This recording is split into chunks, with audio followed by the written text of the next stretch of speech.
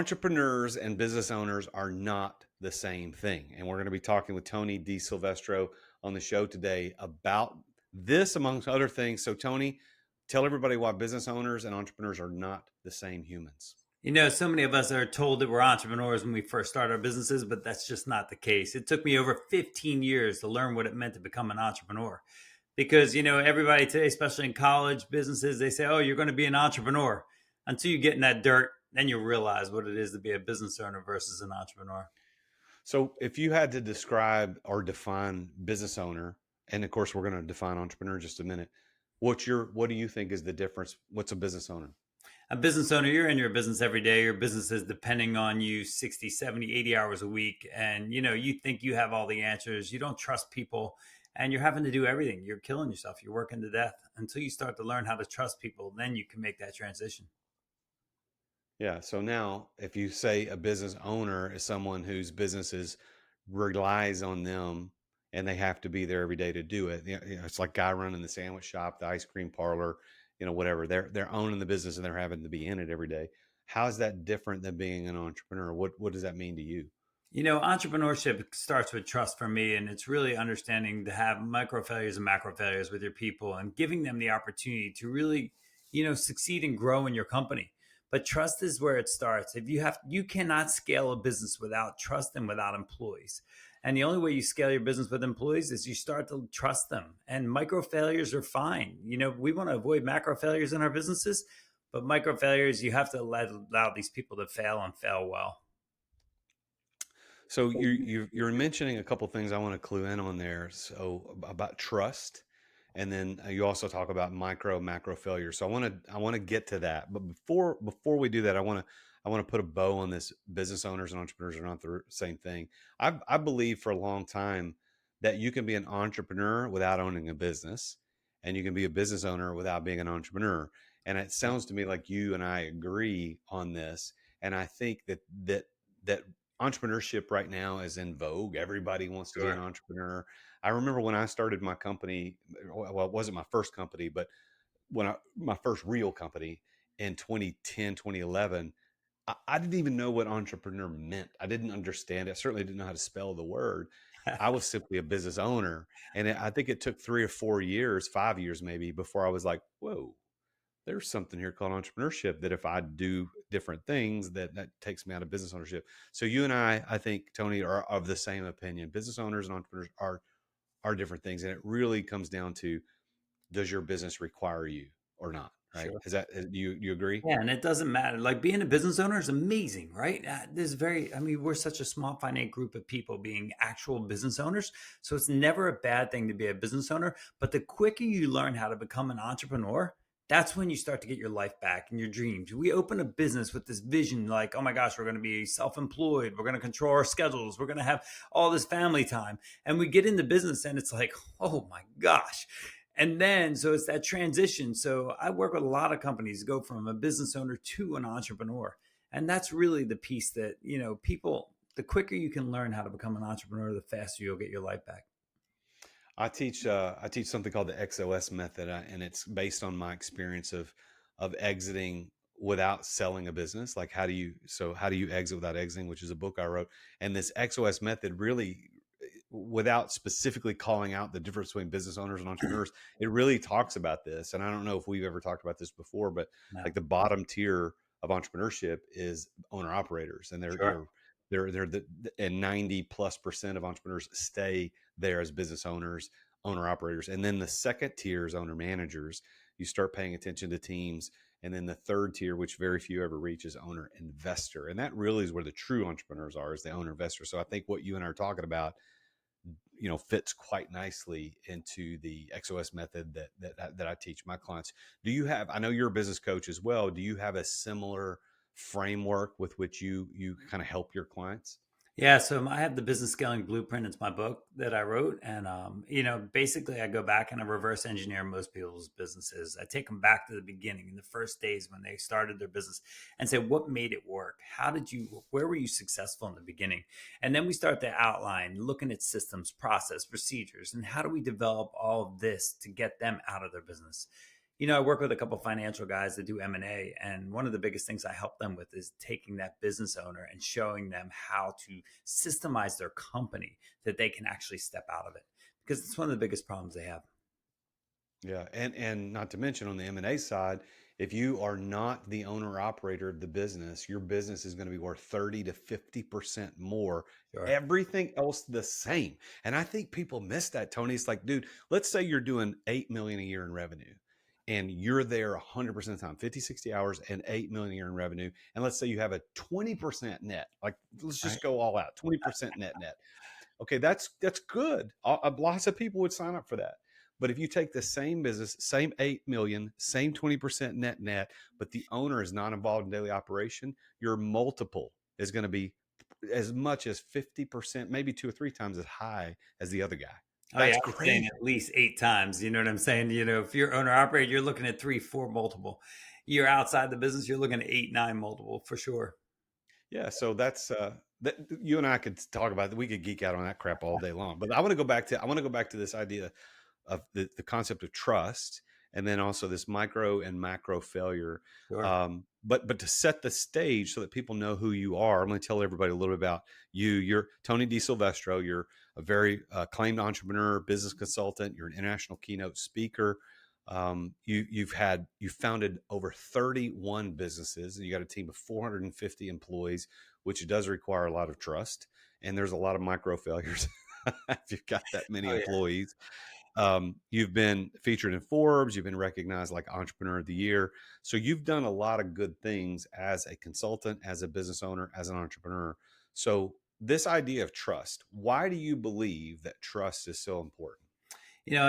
By coaching so many people and entrepreneurs, that's the number one thing that they have the problem with. If I say anything, it's like I'm just going to do it myself. It's way easier. You hear so many mid-level managers say that. That's the common thing that they'll say. It's just so much easier for me to just do it. I can do it so much faster, and they don't invest in their people. And the problem is, if you don't start trusting your people, and when I say investing in your people, it's taking the time to show them the processes, really delegate properly. And delegation is one of the biggest mistakes people make. It sounds like an easy thing to do, but they constantly screw it up. And delegation involves trust, right? I have to pick you as a person. I have to trust you first, but it's my job as a manager to set the proper expectation. And when I do the follow through on delegation and you screw it up, I've got to go back and say, I messed up. I didn't set the right expectation. I didn't pick the right person. So I have to automatically trust you when I'm giving you a task. But most mid-level managers can't even cross over from there. All they want to do is criticize their employees. So when I talk about investing in your people, that's taking time to invest them. And most business owners, not entrepreneurs, don't take that time. They're so afraid of their baby. We start a company, we have an infant, and we're afraid to let anybody affect that. So we just end up doing it all ourselves. And that's where trust really comes into play here. It's really trusting your people to grow and scale. I said it earlier, you cannot scale and grow your business until you start using your employees and trusting them every day, because we scale through our people. So a mentor of mine taught me something called the law of hindrance.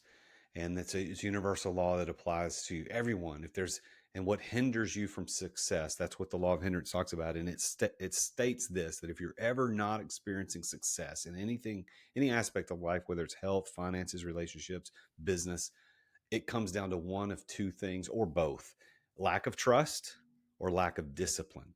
And Yeah. so I think you've hit it on the head. It's like if we're not experiencing success as an entrepreneur, if we're stuck in the business ownership trap, it's one of those two things.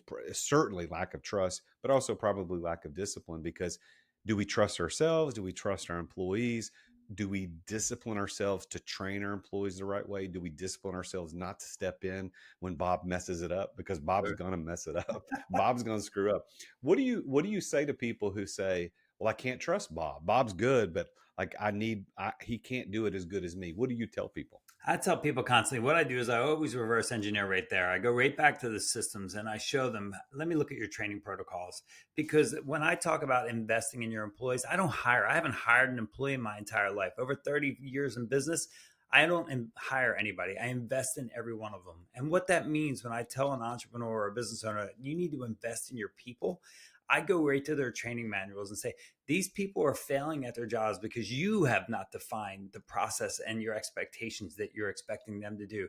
So when they mess up, you're never going to trust anybody. So take the time, go back into your businesses, redefine your training manuals, make sure your systems can be executed at the highest level to get at obviously the return on investment that we're looking for. These are the pieces that we really need to work on, and the trust will come. And as you start to trust people, you'll start to trust more. But really define your systems, process, and procedures, and your training. I mean, I have a separate company that I developed just in training alone because I was hyper frustrated. Almost every company I know, you said, I've founded over 33 companies, but they're all built out of frustration. They're all built because I was like, man, I can't find a product good enough to do this, or a marketing company. So I started all these companies for that reason. But really, the training company has probably been the most valuable company I've ever done, because it really showed me a path on how to be able to evaluate employees, take them to the next level, and create upward mobility through your people. And as soon as I started creating upward mobility, my sales and my growth started to happen. So you talk about micro and macro failure. And of course, we all know micro is on the small scale, macro is on the large scale. Give us an explanation or example of letting micro failures and embracing micro failures to avoid macro failures. Right. So I'll take it to my construction industry, right? So a guy throws a bunch of stuff on the ground, man. At the end of the day, they're framing them and they got boards with nails in them. If that guy doesn't clean up those products, and I say, hey man, clean up the project at the end of the day, making sure we're good. All of a sudden the owner walks in the next day, he doesn't clean up. The owner trips, falls down on the project. We just had a macro failure instead of a micro failure. If the guy doesn't clean up, if he cleans up properly and there's a little bit left, it's okay. But the thing that I want you to, they need to understand, people need to understand, if you don't allow your employees to have micro failures, they will never grow. We want to all avoid, as business leaders, we want to avoid macro failures, right? That's our job. If employees are having macro failures, then we obviously haven't set our processes up properly. But micro failures is how you grow. Every entrepreneur you talk to and every business leader we talk to say the number one thing, say, what has made you successful? Every one of us will tell you that it's the failures that have made us who we are. The failures make us great. It's not our success, it's the failures that make us great.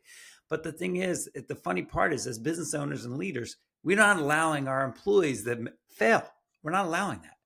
But once you understand what it means to allow them to have micro failures, and how you respond after they fail is the critical piece. Let's take a quick break to thank our amazing sponsors for making this podcast possible. I finally got it. It's the brand new Relay credit card. So check it out. I'm gonna do a little unboxing for you so you can check this out. So here we go. Nice little case, kind of like the American Express. You know, they're not playing. They're doing it right. Oh, look at this. There's a quote right inside. It says, "Success is having to worry about every damn thing in the world except money." Johnny Cash. That's pretty good. I've not heard that one. Oh, this is nice. A little thing on the back, up to 1.5% cash back, no annual fees or interest, 30-day billing cycle. And there it is. It's the Relay credit card. It's a Visa. So I'm not going to show you my number, but there it is. Look at that. Boom. Go to therealjasonduncan.com/relay. Thanks for listening to our sponsors. Now, back to the show.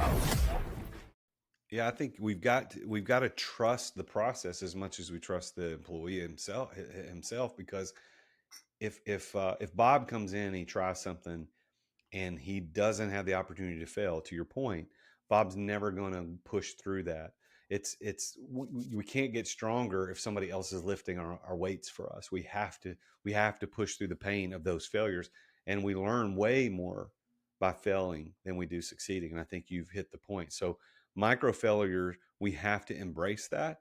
My belief is that when Bob or whomever I've delegated to can do that task at about 80% of my expectation, there's still 20% of micro failures that are happening.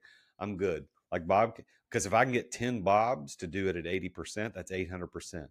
If you know what, and I'm not having to do any of that. Now, even though I could do one or two of those things at 100%. I can't do 8 things. I can do 10 things at 100%. What do you think about that? I love it, man. We're very similar. So I teach a whole thing on delegation. I'm like, I ask you, Jason, can you do 1,000% every day? And every person that looks at them like, hell no, I can only do 100% every day. But when you learn how to delegate, I'm going to give 90% to 10 people. That's 900% right there. I'm all of a sudden I'm getting 900% done. So I take that 10%, man. I find out the person, man, you're doing 1,000% every day, Jason. So it's really that the same philosophy is like, when we delegate properly and we take that opportunity to allow people to fail, we have to create champions. If you don't let people fail, and when they fail, they get the opportunity to go back and correct the situation, like you're saying, and then you praise them, they're like, hey, what can I do next? How can I do that again, man? You like, thank you so much for giving me that opportunity. Because I'm telling you, criticizing your employees is probably the biggest mistake young business owners make every time. They constantly, and I was there, Jason, I was that guy. It took me 15 years to become an entrepreneur, to really understand how to look at my employees a different way and the approach. I grew up in Jersey, and it was black and white. There was you never could ask your employer why or ask a question. Heck, it would not go well. You just do it, man. You just if I say jump, you say how high. Don't ask me questions. Yeah, exactly. Today's different though. Millennials changed all that. Yeah, they did. They did. Well, so you've started over 30 something companies. Tell everybody a little bit about what was your first one. What are you doing today? Give us a little sense of that background. I started out in Jersey Shore as a kid. At 8 years old, I found an opportunity. I saw people coming off the beach, and I said, heck, I'm going to go to a wholesale candy store, buy a bunch of candy bars, bubble gum, selling it on 8 years old. I grew up in a very entrepreneurial family. Then all of a sudden, the first couple of days, I'm like, man, the Snicker bars are melting. I'm like, I had to make my first capital investment. I went and bought a cooler, some ice. Shit, I started selling more candy bars than ever, because they were frozen. But, then the real business I started, I was a partner in a restaurant at 19 years old. And then at 23, I opened up a full scale Italian restaurant. And then that turned into a franchise and went into multiple companies at that. But the biggest thing, when you say to somebody, hey, I founded over 33 companies, they're like, you're crazy. There's no way. But what people don't understand is I'm only in one business. Every business I've ever operated, I'm operating 12 different companies right now, and I only operate one. I operate the people business. And that's the business I'm in, but that takes a long time to transform into that. But when you understand that human capital is the most valuable asset that I have, I'm in one business. I have processes and procedures in every single business I have, but without people, I can't run any of them. And as long as you understand process and procedure and human beings and what we need, then you can do any business. You can run any business. Yeah, I think people, schools, whatever, are not teaching the skills of leadership that entrepreneurs and business owners need in order to scale businesses. Because as you said, we are in the people development business. We have to develop people, or we're going to be forever stuck in the business owner. We're going to be the shop owner. We're going to be doing it all ourselves. And by the way, if you out there, listener, like running the sandwich shop and you don't like that's your job and you want to do that until you retire, listen, more power to you. Don't let us stand in your way. But if you are trying to convince or fooling yourself that you're an entrepreneur and you've got this business and it's going to make you millions of dollars, like, you can't do that working in the shop every day. You've got to figure out how to develop people. I don't know why colleges and universities, high schools don't do more leadership training and understanding the psychology of managing people, because it is so important. The only guess I could have is that if we teach everybody how to do that, we're going to have fewer and fewer employees to run the system, to pay the taxes, right? And in AI, you look at AI today, and it's definitely changing the world. But I speak a lot at universities, and I go into entrepreneurial business classes, and the professors, they're amazing. But when you have that real life experience, I've been in the dirt for over 31 years. So, it's different, right? So I've had so many opportunities, but the thing that the teachers, they all have is they have the ability to role play in a classroom and really put them through scenarios that, can show them what it's like to be in real life. And I have a problem with schools too. Like when you get an 80 in school on a paper, what happens to the other 20%? You don't even learn it. It's gone. But in the workforce today, if you have an employee that's doing 80%, sometimes it's a little difficult. They don't end up having their job. So I'm very focused on taking employees and giving them upper mobility and taking them through that process, learn that other 20%. and then give them an opportunity to maybe shift a position or work a different place in the company and make a difference. But, entrepreneurship is definitely, that term is definitely used too very lightly in the colleges, and it needs to be explained more thorough. I can think about, like, let's go to college and you and I, let's go enroll together, and we want to be surgeons. We're going to be brain surgeons. And the guy teaching class has never even like held a scalpel. He's never studied thing. Why would we even take that class? But people line up every day and they'll pay $150,000 for an education in entrepreneurship or business or an MBA from professors who've never ever started anything in their lives. And I don't understand why we keep doing that. Why is that happening? One of the employees I used to have at one of my other companies had a degree in entrepreneurship, and he was the least entrepreneurial out of everybody on my team. And yet he was the one that always wanted equity. He wanted equity in the company because he understood it. He knew, hey, equity is the thing. I got to have it. Like, no, dude, you don't even know how to do this, man. He read You it don't in a have book. gut instinct. You just read it in a book. So I have a funny story real quick, Jason. I was sitting with a general in the service, the military, and he goes to me, I trained the best entrepreneurs in the world in the Navy.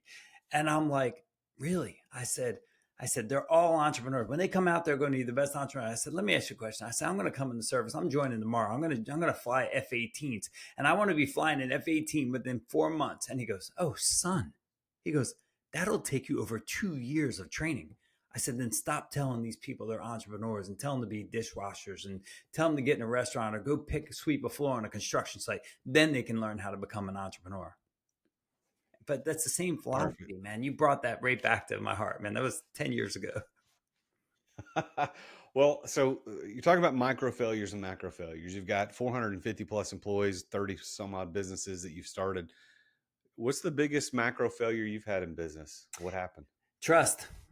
That's the most interesting thing. I put a couple people in the business with me, and I thought they were great people. I was emotional, and they have 4 kids, and great guy, probably one of the best bakers I ever met in my life. Started in complete manufacturing business, delivered bread in 2 different states and pastries, and the guy ended up doing drugs and doing all this stuff. But I had this huge heart for this guy because I didn't care, but it was trust. I didn't really look at that employee and vet him properly. And, sometimes in business, and being emotional sometimes causes you your biggest problems. And I'm not saying like even today, I'm still a very emotional, passionate person, but I definitely take a step back, man. Before I take an adventure and I do something, I make sure I look at it hard. Like before I opened my first restaurant, I worked in 25 different restaurants. I ended up with a lot of experience. And it's like you said, if to be a surgeon, go work in the hospital, go do that. Before you go into business and you're going to take that opportunity, man, go talk to 10 businesses that are doing the same exact thing. Ask them about their failures. Ask them about where their macro failures were before you get in. Don't ask them about their success. Every entrepreneur is going to tell you they're successful because it's the loneliest profession in the world. We never want to tell anybody what's bad. We always want to tell them everything's great, but really say, listen, I don't want to hear the good stuff. Tell me the worst part about this business before you jump in. Let's take a quick break to thank our amazing sponsors for making this podcast possible. As an entrepreneur running multiple businesses, effective communication is critical for me. I've tried all kinds of outreach tools over the years, but none have compared to Dubb when it comes to driving real results, and that's DUBB. I was one of Dubb's first users. I think it was like 7 years ago when they first launched, and I've been a loyal customer ever since. Dubb has completely transformed my prospecting, my client communication strategy, and here's why. Dubb makes it simple to record personal video messages and share them across email, SMS, social media, and more. And this brings back the face-to-face connection that's missing from most digital outreach. And what happens is my prospects instantly feel more engaged when they can put my face to my name. I end up building a stronger relationship faster by incorporating these video messaging into my workflow. Dubb also provides tracking and analytics so I can see exactly who engages with my videos and how they respond to them. Their automation and their CRM features help me nurture leads and close more deals. I mean, that's what we're trying to do, right, as entrepreneurs. So after using Dubb for years, I absolutely can't recommend them enough. I mean, Ruben Those guys over there are phenomenal. I love Darius. They're all great guys. It's become an invaluable tool that I depend upon to run my businesses efficiently. And if you want to boost your outreach and see amazing results like I have, head over to therealjasonduncan.com/dub. That's DUBB, and you can try it completely for free. No credit card required. You get the first 50. You get 50% off your first 2 months, by the way, if you use my link. You need to take your prospecting to the next level with video messaging from Dub. They're my go-to sales communication platform for nearly 7 years and counting. Go to therealjasonduncan.com/dub. Try it for free, no credit card required, and you'll get 50% off your first 2 months as well. Thanks for listening to our sponsors. Now, back to the show. It's interesting when I have opportunities to chat with other entrepreneurs, and we let our guard down a little bit. We come clean. Right. We come clean with all the stupid decisions that we made, the over trusting, the under trusting, the lack of discipline, the micro and the macro failures, to put it in your language. And it is through those conversations that I'm like, oh yeah, that's right. I learn a lot through those conversations. And I think we need to embrace that. I had a guest on my show recently, and we were talking about the fact he had a business deal go south, and it was like a high 9-figure loss. Right. And like is bad, like real bad. And he says, dude, if that hadn't happened, I wouldn't be who I am today. 100%. But in the middle of that, if you don't document it, you're not going to remember what that was like. And so he actually documented it, and he wrote a book about it in the middle of going through it. Has there been a moment of you in yours where you had enough cognizance where you understood, hey, something's going bad, and I need to document that. I need to write this down or record it, or did anything like that ever happen to you? Or and if not, is there a moment where you wished you would have done that? Like, I have this. My wife says, man, the lost dog always finds me, you know what I mean? Because I have this huge heart, and like, I don't know, they just find me. And, documenting it, writing my book, people always ask me, it took me over 1.5 years to write my book, but it really took me 40 years to write my book. It was 40 years of business and stuff like that. So writing my book was probably me documenting so much of it. And it was such an amazing experience for me, because like, just looking at every detail of my life and really understanding why I am the person I am today. Because people always ask you, like, man, how are you so successful? What did you do? And when I wrote my book, I really dove deep into like my entire history of my life. So it's kind of fun. My book is a textbook, though. It teaches chapter by chapter. Like, if you're struggling in a certain aspect of business, man, it just goes right into that. But I've had people like, trusting people, and they've stole a lot of money from me. And so I've been there. I've been all over that. So now, you wrote a book. It's called The Business Scaling Blueprint. What does the word scale mean? So many people talk about this, and they throw it around like entrepreneur. They throw around that word. What does scaling mean? Scaling to me is not your traditional thought of scaling. Scaling to me is that guy that owns a business, but he wants to grow, in his family. So it's great to have that job, but if having your time with your family or your children, how can you scale to get that time? So scaling means something different to every single person. I have 2 ladies I'm coaching in Manhattan right now, and like, they have 2 amazing spas. We talked about franchise, and like, we don't want a franchise. We just want our time. I'm like, well, let me help you scale. Let me help you scale your business to get your time back, to get your life back. They're 59 years old. They're tired, but they love their business. So when I say scaling, but if you came to me, Jason, you said, hey, I want to go to $100 million. No problem, brother. Let's get it. It depends. So a lot of times when coaches that have never owned a business and don't understand that, and you say that word scaling, all they can think of is scaling. Man, I know what it is to scale. And just because you're doing 200 million a year doesn't mean you're happy. Doesn't mean you have everything you want in your life. So that's not what scaling is to me. Scaling is creating a blueprint for your purpose in life. And if that means grow your business or grow your family or grow your children's lives, then that's scaling. All right. I love that. So what do you think has been the key to your success? How have you been able to unlock success in your life? Well, first off, my wife and my 3 daughters are my powerhouse in my life, man. I would not be the man I am today without my kids and my wife. But it's really just having empathy and listening and having respect for people and trying to do the right thing every single day of my life.